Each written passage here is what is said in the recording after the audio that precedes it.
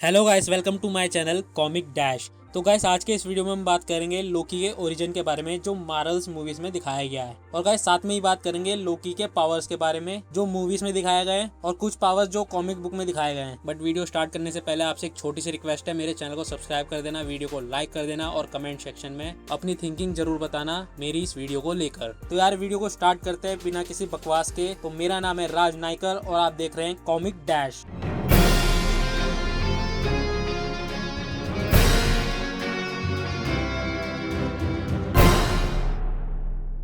सबसे पहले अगर हम ओरिजिन की बात करें जो मूवी में दिखाया गया है, तो आज से 1000 साल पहले फ्रॉस्ट जायंट्स इंसानों को तंग करते थे अर्थ में आके, और अर्थ पर आइस एज लाना चाहते थे और अर्थ को अपने अंडर लेना चाहते थे। मगर अर्थ एसगार्ड के अंडर आता था, इसलिए ओडिन ने अर्थ को बचाने के लिए अपनी आर्मी को लेके फ्रॉस्ट जायंट्स के साथ बैटल करा, जिस बैटल में उन्होंने अपनी एक आंख खोकर फ्रॉस्ट जायंट के किंग लाफी को हरा दिया था। और जब फ्रॉस्ट जायंट के मंदिर में जाके उन्होंने कास्केट ऑफ एंशिएंट विंटर को हासिल करा, तो उन्होंने उधर एक बच्चे को देखा जो छोटा सा बच्चा था, जिसका फादर लाफी था, जिसको लाफी ने मरने के लिए छोड़ दिया था क्योंकि वो बाकी फ्रॉस्ट जायंट से बहुत ज्यादा अलग था। एक तो उसका साइज छोटा था और वो बहुत ज्यादा कमजोर था, इसलिए लाफी उसे फ्रॉस्ट जायंट बनने लायक मानता नहीं था, तो उसे मरने के लिए उसने छोड़ दिया था। मगर ओडिन ने उस बच्चे को उठाया और अपनी पावर से उसका रूप चेंज कर उसे ब्लू से बिल्कुल नॉर्मल ह्यूमन के कलर में ला दिया और देन उस बच्चे को एसगार्ड में लाकर अपने बच्चे की तरह पाला और उस बच्चे को नाम दिया लोकी। वैसे तो ओडिन का एक सगा बेटा भी है जिसको आप सभी जानते हैं थॉर के नाम से। मगर ओडिन लोकी और थॉर के बीच में बिल्कुल फर्क नहीं करते थे, दोनों की ट्रेनिंग जो हुई थी एक साथ ही हुई थी और बराबर की हुई थी। मगर लोकी फाइटिंग स्किल में बहुत ज्यादा अच्छा नहीं था थॉर की तरह और बाकी एसगार्डियंस की तरह। इसी वजह से लोकी थॉर से चिढ़ता था क्योंकि थॉर लोकी से हर चीज में आगे था और वो ओडिन का फेवरेट सन था। इसी वजह से लोकी ओडिन और थॉर दोनों से बहुत ज्यादा चिढ़ता था। मगर लोकी फाइटिंग स्किल में जितना ही वीक हो उतना ही वो पावरफुल मैजिकल स्किल्स में था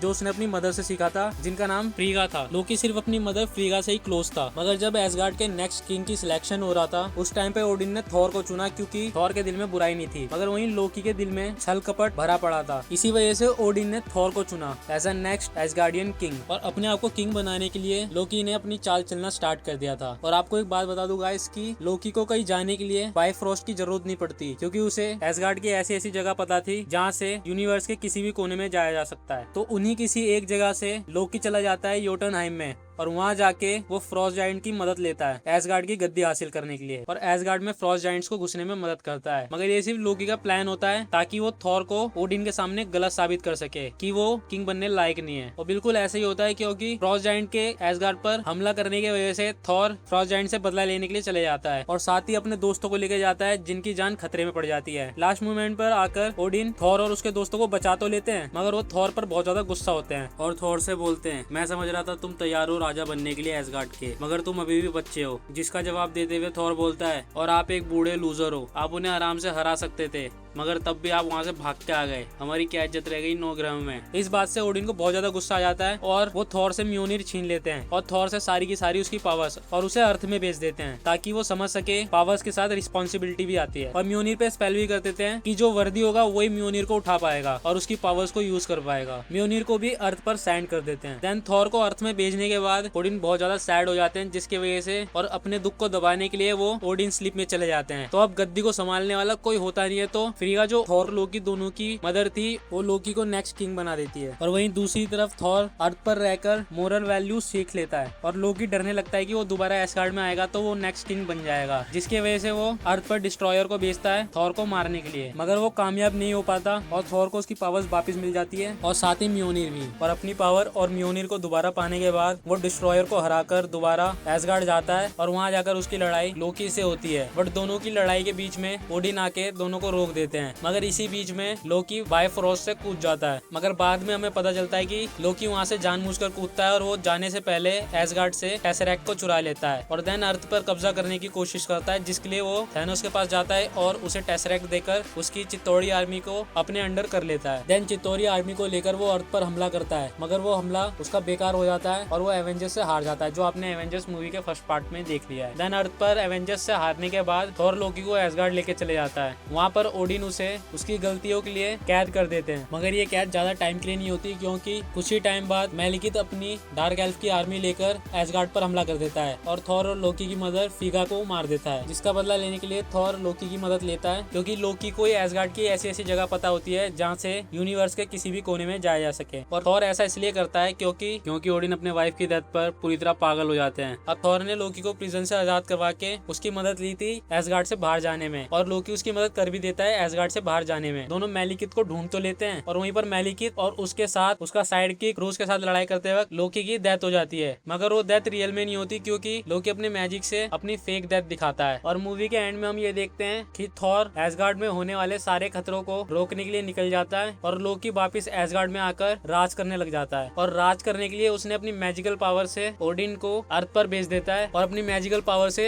ओडिन को अर्थ पर रोके रखता है। तो इससे गाइस आपको ये तो पता चल गया होगा कि लोकी की मैजिकल पावर्स अगर ओडिन तक को रोक सकती है तो वो किस लेवल की हो सकती हैं। ओडिन को अर्थ पर सैंड करने के बाद लगभग 4 साल तक लोकी ने एसगार्ड पर राज करा ओडिन का रूप लेकर। और आपने थॉर रैग्नारॉक में देखा होगा कि मूवी के स्टार्टिंग में थॉर सर्टर से बात कर रहा होता तो उसे सर्टर से पता चलता है कि ओडिन एसगार्ड में नहीं है। देन वो सर्टर को हराने के बाद एसगार्ड जाता है और लोकी का असली रूप लाने के लिए वो म्योनिर का इस्तेमाल करता है और म्योनिर से डर के मारे लोकी अपने असली रूप में आ जाता है। देन थॉर उससे पूछता है कि ओडिन कहाँ पर है और लोकी उसे बताता है कि ओडिन अर्थ पे है और दोनों निकल जाते हैं ओडिन को वापस एसगार्ड लाने के लिए। अर्थ पहुंचकर वो मिलते हैं डॉक्टर स्ट्रेंज से और डॉक्टर स्ट्रेंज उनकी मदद करते हैं ओडिन तक पहुंचने में। मगर ओडिन वापस आने से मना कर देते हैं और वो बोलते हैं कि अब मेरा टाइम आ गया है। और वहीं पर एंड हो जाता है ओडिन का और थॉर ओडिन के डेथ का रीजन लोकी को मानने लगता है। मगर उसी टाइम पर उसी प्लेस पर हेला आ जाती है जो कि थॉर की बड़ी बहन होती है और वो कैद पे होती है, जो कैद ओडिन के डेथ के बाद ही टूट सकती थी।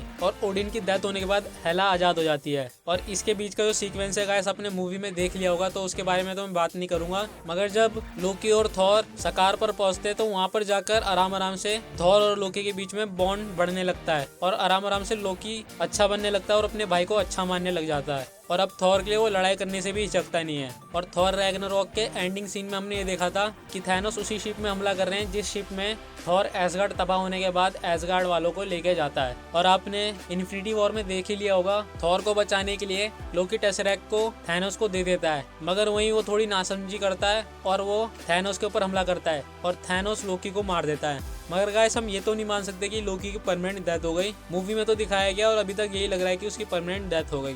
मगर लोकी बहुत बार मर के वापस भी आ चुका है, तो हम ये मान सकते हैं कि लोकी ने सिर्फ मरने की एक्टिंग करी। वैसे आपने एवेंजर्स एंड गेम में देखा होगा, जब लोकी को एसगार्ड ले जाया जा रहा था तो उधर जो भी सीन हुआ उसकी वजह से लोकी वहाँ पर टेसरैक्ट को लेकर एस्केप हो गया था। तो इससे ये तो पता चल गया कि लोकी जिंदा है एक अल्टरनेट टाइमलाइन में। तो गाइस अब बात करते हैं लोकी के पावर्स के बारे में। वैसे तो मूवीज में उसकी ज्यादा पावर्स दिखाई नहीं गई, मगर कॉमिक बुक में अच्छी पावर्स हैं उसके पास। लोकी के पास टेलीकिनेसिस और किसी चीज को उड़ाना, teleportation, power transfer, magic, immortality, super speed, अपना रूप बदलना और जेंडर बदलना, हीलिंग फैक्टर, सुपर स्ट्रेंथ और ये सब पावर्स थी गाइस।